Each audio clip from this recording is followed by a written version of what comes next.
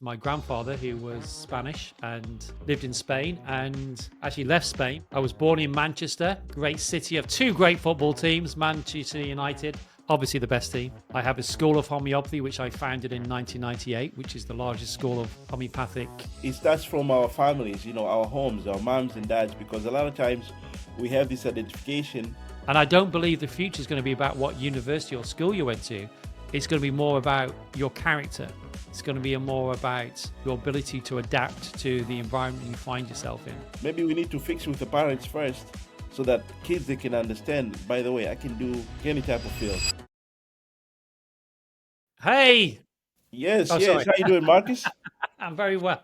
Very well. Yes, sir. Today we have a special guest here, Marcus Fernandez. He is from UK, but the name you will guess maybe Spain or something. So maybe he can tell us where he's from and, mom and dad, because this here, he is about fatherhood. So we can talk about our dads and how are we doing as fathers as well. We can touch about all that. Please introduce yourself, my friend. Yeah, I'm Marcus Fernandez. I'm here, based in London, here in the UK. And yeah, my name Fernandez is my grandfather, who was Spanish and lived in Spain and actually left Spain because of during the Civil War he was fighting against Franco. So he left Spain and he had an escape from there and ended up in the UK when he joined the British Army, and hence the name Marcus Fernandez. And I was born in Manchester, that great city of two great football teams, Manchester United, obviously the best team, and then Man City. And yeah, and I'm a homeopath. I've been a homeopathic practitioner now for 32 years. I have a school of homeopathy, which I founded in 1998, which is the largest school of homeopathic training in the UK and now in Europe, where we train people to be practitioners. And we do that in classroom here in London, but also online now. And yeah, I'm a father. Importantly, I'm a father of two great kids, Jimmy and Maggie. Jimmy's 15, just 15, and Maggie's 10. And that's definitely, when people ask me, that's definitely my best achievement is being a father. Absolutely. Thank you. And I love your topics, because a lot of times people, we get lost in our titles. Maybe like we can start with that part. I think this is very important. Yeah.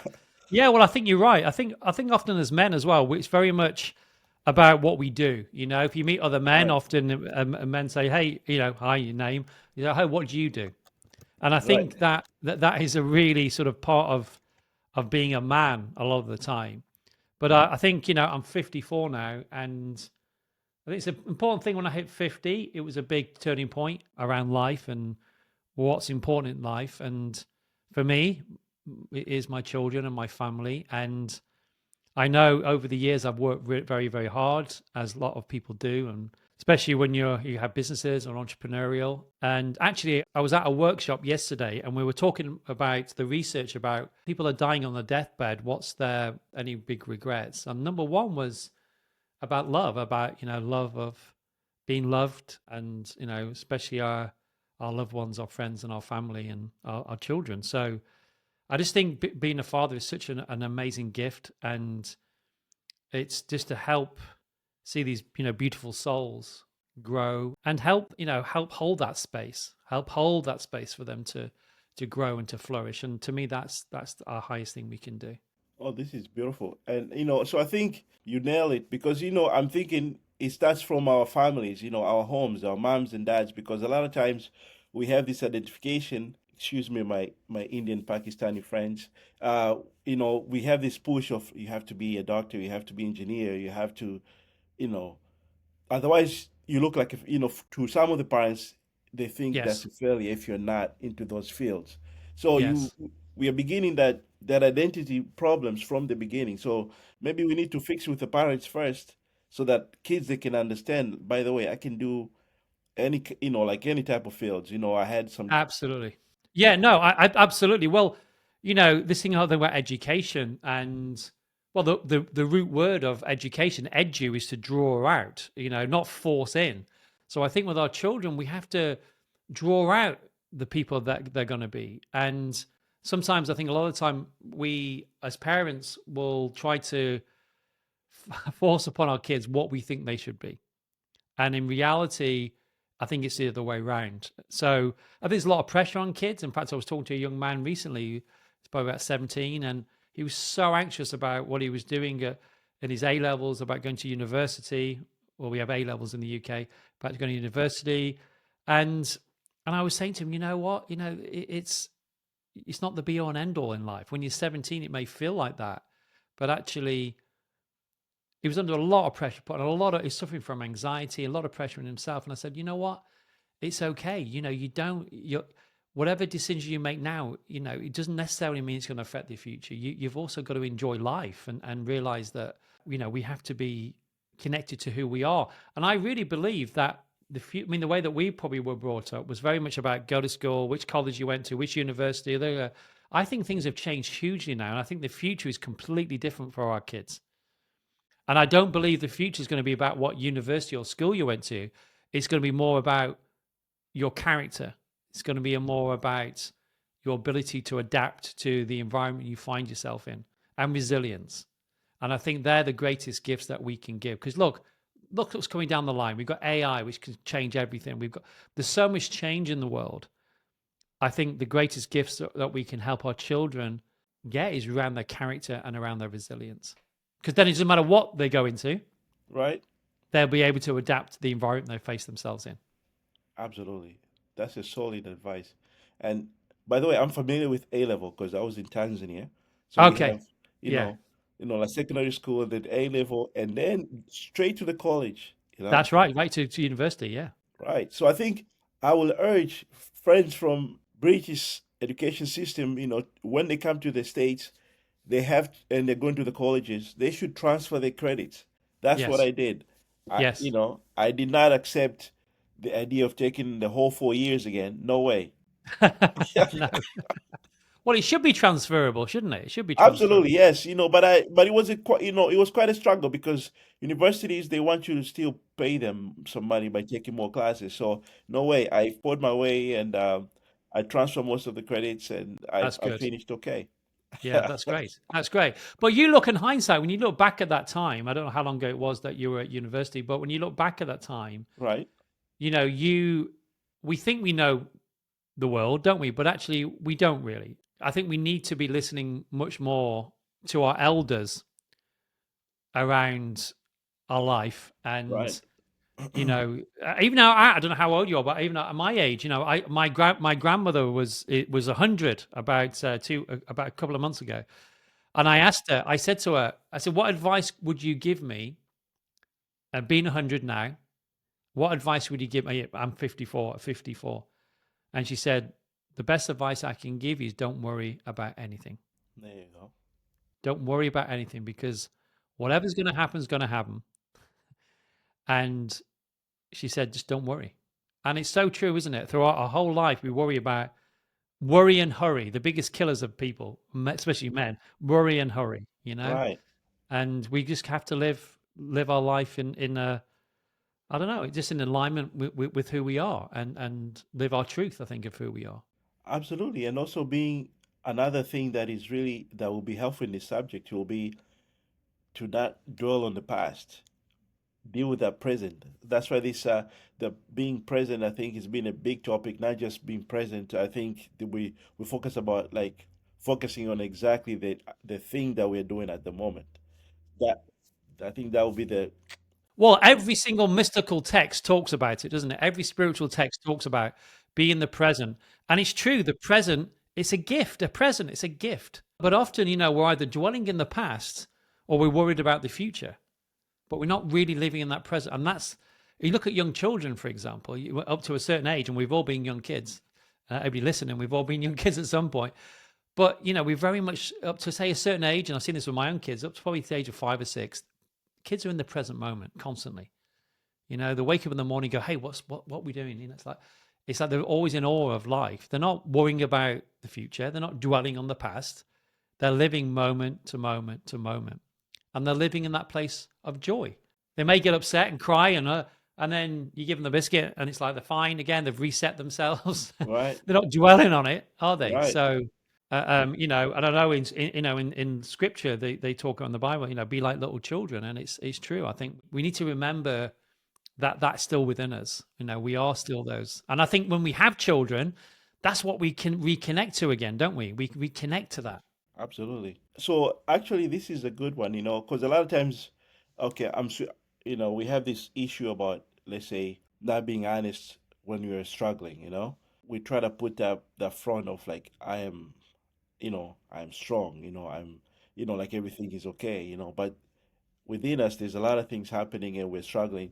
How do we, what is the cost of that? Well, I think it's a big issue for men, if I'm honest with you. I think it's a big, big issue with men. We don't talk enough. And I think we don't ask for help enough. And often when we're very, very desperate that we will ask help.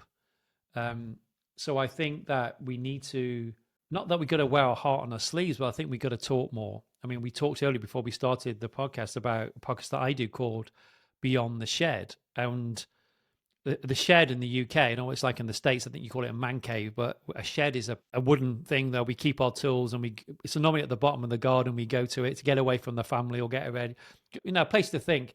I formed this podcast called Beyond the Shed. So conversations beyond just being in the shed. And the reason I did that was when my son was 13, my father left when I was 13. He left the family when I was 13. And his father died when he was at that age, 13. It's like this ancestral trauma being passed on. But when my son became 13, it was a really big moment for me because I think of that historical, that ancestral stuff. But also I wasn't taught how to be a father at that age. But it got me thinking about what is it to be a man now, through a 13-year-old's eyes coming into manhood. And I read this statistic that the biggest cause of death of men in the UK under the age of 50 is suicide. The biggest cause of death under the age of 50 is now suicide. The second biggest cause of death is accidents. But actually, some of those accidents are actually suicides, but they're being misreported as accidents. And I thought that was a shocking statistic. I thought that is a shocking statistic. And why is nobody really talking about it? Right. Because suicide is a huge thing in the UK. All men of all different ages. And I thought, well, we need to do something about this. So myself and my friend, we started these conversations. It's called in Beyond the Shed. And we started talking just about everyday things, maybe soccer, different things that are going. And often the subject will go to about being a father, our fathers, all these things. And we've had different types of men who've been in prison, professional athletes, all different types of men who've got a terminal diagnosis, and all different types of conversations. And what I realize is when in the right environment, men will talk. They will talk in the right environment.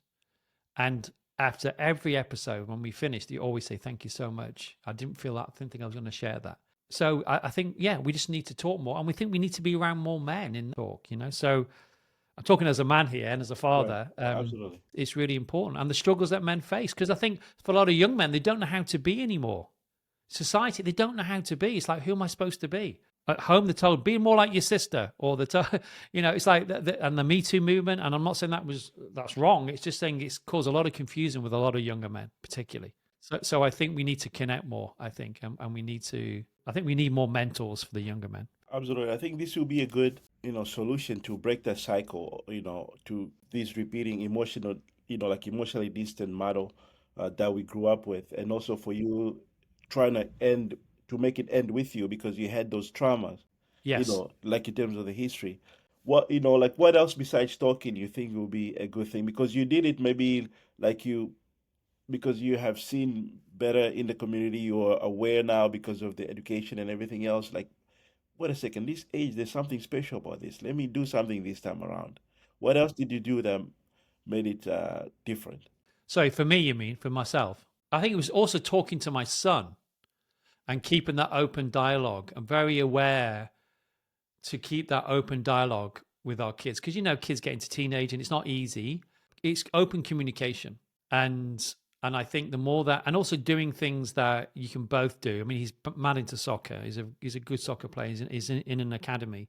Nice. So just playing, sort of driving him to the soccer and talking. In fact, sometimes because we normally record the episode on a Friday. and then we release it on the Saturday. Normally that's when we're going to the soccer. So often we'll listen to the episode that I've just recorded the day, and he listens to it. Nice. And I can see, he said, "Oh, Dad, this is good," and he'll ask me questions about what we're talking about on the podcast. And I think it's just being a role model for him. I think for our children, I think we have to be role models, because kids will catch you out. You tell them off and say, "Get off your phone." They'll go, "Well, you're on your phone." Right, Or, right, right. it's all those things, isn't it? It's like we've role models, Right. You gotta and walk the talk. And we got and to I'm walk the more court. yes, but I think also we have to encourage the dads that are or other parents that are in the process of bettering themselves to not give up, to keep going No, because exactly. yes, because this change is not gonna be happening overnight. Like if you trying to create the change to your kid, maybe you also have that problem. So it's gonna change some. It's gonna take a little bit of time, but keep going. Do I not think be so. yes, sir. Yes, and I think we've got to not take it personally when they behave in the way they behave.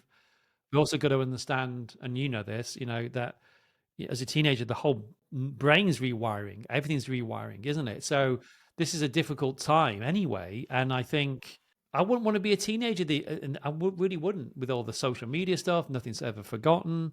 The amount of information coming in from all angles. I just think it's not easy. So, but you're right. I think you've got to be patient, not take it personally. Right. The more that you can be in the moment with them, the better. And that does mean putting the phone down. That means spending quality time and being present. Oh yes. What other practical advice you have for dads where we're trying to show more honesty and vulnerability to our kids? I know you're doing your best. This is actually you're ahead of the game. You sharing the episodes with your son. You're doing it now. Some of us we were doing it with expectations that maybe when we are gone, they can look up and oh yeah, that's dad. Wow, he used to have trouble speaking, huh? But he got better actually. If you look at first episode, look at him now. He must have learned speaking or something. I'm talking about myself here. you know, Yeah. you know. So I think those are the things that I hope that like I'm hoping that they will be taking time to explore. But you're doing a great work by involving him now. So and what are the things that you think we should do besides involving our kids now that we think that will make that honesty and vulnerability an open thing, an acceptable thing? I think it's back to what I said about being open with them. And I think, just be honest. I think there's a certain age when I think you can be more honest with kids.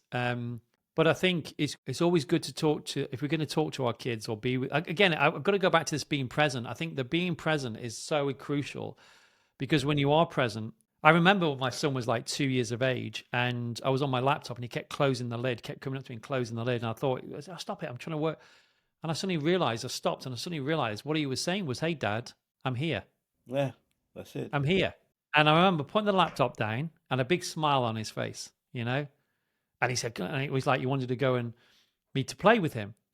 And people say that it goes very, very quickly, doesn't it? When you have young children and you go, "God, no, it feels like it's going on forever." But actually, they suddenly at an age and you go, and I think actually at that age of 13, I think I grieved a little bit. I grieved of that bit that actually the childhood really was over, and that moment was passing and had passed.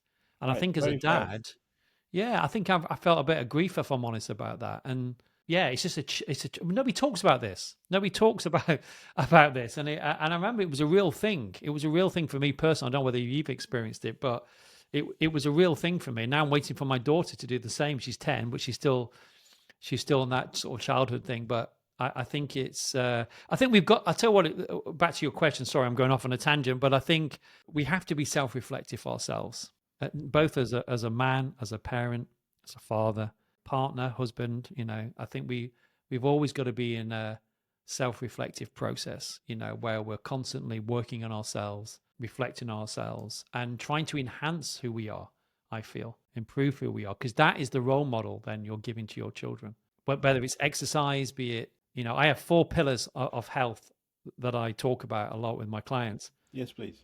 And I call it MEDS, MEDS, MEDS. You know about meds in America, MEDS. So the first one is mindfulness or meditation. And I've meditated for 30 odd years. Not that you got to sit and meditate every day for 2 hours. No, you just got to have a regular practice where you take time for yourself to go and sit and just be still for even if it's 5 minutes, but it's a regular practice.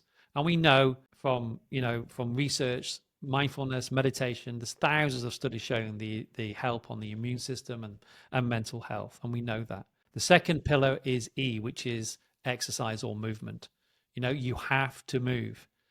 For a lot of men, they don't move. They sit at the desk all day, may go and get something to eat, but they'll eat at the desk. It's like, we have to move. And that's becoming more into the consciousness now, I think, of people. But for men particularly, because you sat down all day, and look how many men have issues with the prostate. It's like, we're not moving. We've got to move. So whether that's going to the gym, as you get older, that strength exercise is important, but we have to move. And that's not just going to the gym. That's like I have an alarm every 45 minutes. I'll go and move around, go outside, come back, come in again. The third one is D, is diets, or what we eat. And I can't believe how many people say, well, yeah, what should I eat though? I say, well, start off by eating real food. Well, what do you mean real food? Well, I said, if your grandmother could recognize it, that's real food, right? And that should be 80% of what you eat. And then the final one is sleep, the biggest one. Right. You have to make sure that you get good quality sleep. And a lot of people don't, that's like, how do you improve it? Well, don't eat too close to bedtime, making sure at least a couple of hours, and, all those things that we sort of know. But for me, those 4 pillars are imperative to be healthy and to be, to help us be present. Amazing. For me, I totally agree with that, and and is in line with the lifestyle medicine we have. Additional there, like avoiding harmful substances, whether it's smoking, alcohol, and such. All those all the bad habits which to stay away from. For me, also, like I like the idea you gave the example of how your son was closing your laptop. I think for me, is like I have that schedule already set in terms of the playtime and everything else. But also my daughter has been really helping me with the sleep part a lot. Like Yes. she would not, so it's funny how they're keeping us alive. They're keeping us in alignment with what the things that we talk about. Can I tell you a story about my daughter? So this is talking about this. This ties in very well about being the present, and how our kids are our greatest teachers. They're mirrors of our behavior. Absolutely. But I remember she must have been about she must have been about four or five. And my wife wanted me to paint the front door of our house, and I've gone and bought the paint. But I had it outside, and she said, "Oh, look, please, can you paint it's going to be a nice day. Can you paint it?" She was going out. I said, yeah, I'll paint it. And I was with my daughter, so she was staying with me. My wife went out, and I got the tin of paint. It was this blue paint. And as I went to pick it up, and we just had this beautiful new stone patio laid. And as I picked the tin of paint up, top fell off. I had it upside down. So all the blue gloss paint poured out, and a liter of it all over this beautiful, stone patio that we had done. And I'm going, oh my, I can't believe it. And what I'm going to do, I'm thinking, I want to clean this up. I'm going for like getting the rags and trying to clean it up. And the more I try to clean it, the more it's going into the stone. I'm thinking, oh, my wife's going to kill me when she comes home. She's going to go crazy. And I have all these thoughts. I mean, it's 1,000 miles an hour. And I'm trying to scrub it. And my daughter just came up to me and put a hand on my shoulder. And she said, don't worry, Daddy. It's just blue paint. And at that moment, it just took me from all this chaos in my mind and thinking and worrying about the future straight into the present moment. And I had an insight. I suddenly saw, yeah, she was right. It's just blue paint. And an amazing, almost spiritual experience for my 4.5-year-old daughter that actually, Dad, you know what? It's just blue paint, So very impactful, very impactful. So in today's world, what do you advise, say, our kids, maybe they would like to learn about your field, the homeopath and such. Maybe what are the good things you want them to know so that they can feel even more, empowered? Like, oh yeah, I want to do this. Yeah, well, it's funny. Yeah, it's funny. I've had this conversation recently with one of my kids. I always want them to be happy. That's all we ever want with our kids. I just want them to be happy. And in fact, I had this conversation with my son the other day because he's at school and he's doing his O-level. Well, we call them O-levels, GCSEs. And I said, look, just do your best. Just do your best. But, you don't know where life's going to take you.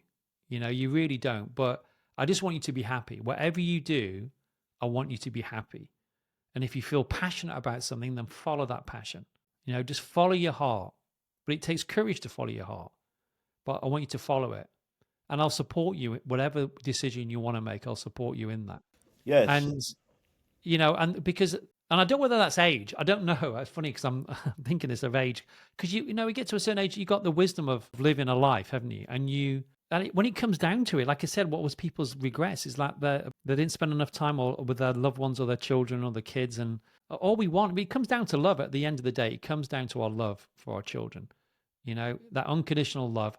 I remember when, people used to say before you have kids, oh, yeah, I die for my kids. And I sort of understood it on one level until you actually become a parent. And you wouldn't even hesitate to give Right. your life for your child. Absolutely. And I think that's the same with them, that you just want them to be, you just want them to be happy. You want them to be who they are. And they say, the playground of the children is between the parents, and that's, we've also got to be conscious of that as parents, that we hold that space, whether you're still with your husband or wife or partner or you're not, that's still the playground between both of you. That's powerful, and I love it because this is my dad told me, but he did not expand it further like your case. He did not mention like I want you to be happy, which is beautiful. I want you to follow your heart. He did not mention that. So those are the two things. But what he had shown me was, Well, your father said that to you. Your father said that to you. yeah, not those two things, but he had mentioned about that unconditional support. Like, oh, by the way, even if you don't make it to the government, secondary school or A level, because if you fail, you go to private ones. If you make it, you go to the. So that is really personal to me until today. So I'm sure you have shared something very, very crucial and important to your son. Yes, because that's what you see, isn't it? That's what you want. That's what you've learned. That's right, because there's a lot of pressures out there. Because Yeah, a lot of times they whether it's us parents unknowingly that it's not good to do so, we don't support our kids.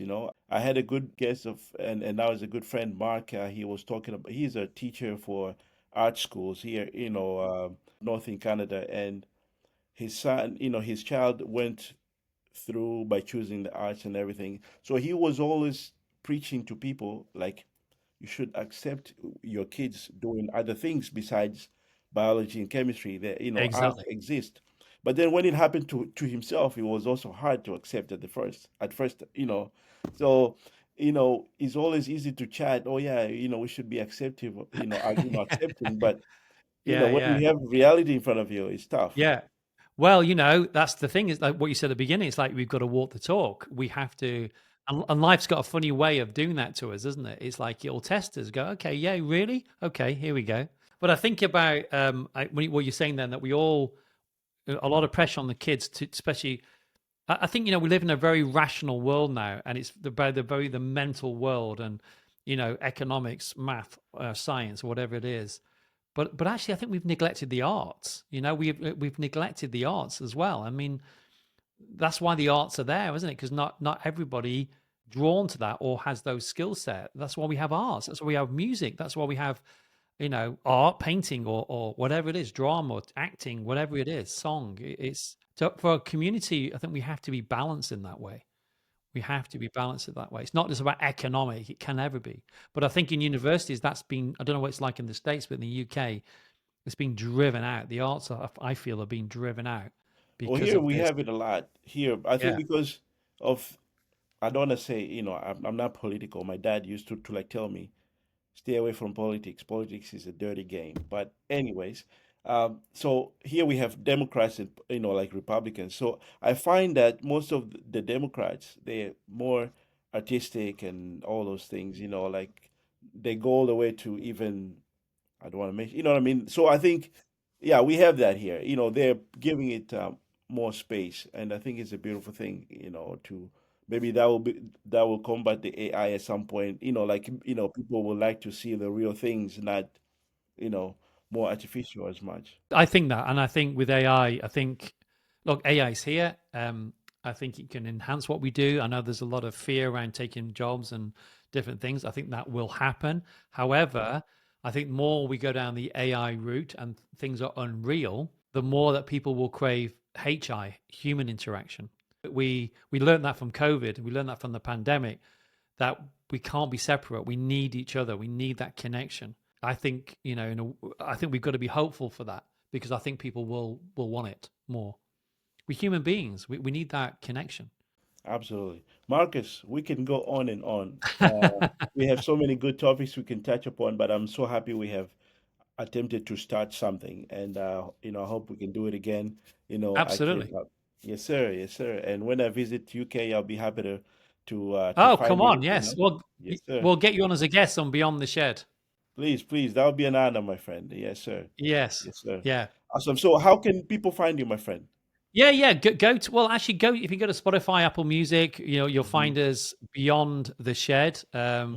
podcasts, especially for for all the dads out there to listen to. We've got some amazing guests, amazing men, stories. We've had men who've been in prison. We've got guys who've been athletes. We've had all different types of guys, and Absolutely. it's just from the conversations. Some very sort of profound conversations. Being a dad, being a parent, being a partner, at work issues, and all different things, and it's just really good for I think men to come together to listen to. So I would highly recommend, that you guys, check us out. Amazing, amazing. And guys, please go ahead and do that and give us a follow on that puzzle so we can share more episodes like the one I have here with Marcus. And we learn more about fatherhood. We learn more about entrepreneurship so we can be better dads and have that ability to support and have the freedom to be around to take our school, like our kids to school or, all these now they're luxury pretty much almost because we are so busy with our 9 to 5 that we don't even have time for anything else. So we have to learn more things that can help us to be more financially secured. Like Marcus is actually he's into entrepreneurship himself, and I hope we can talk again about that topic in the next talk for sure.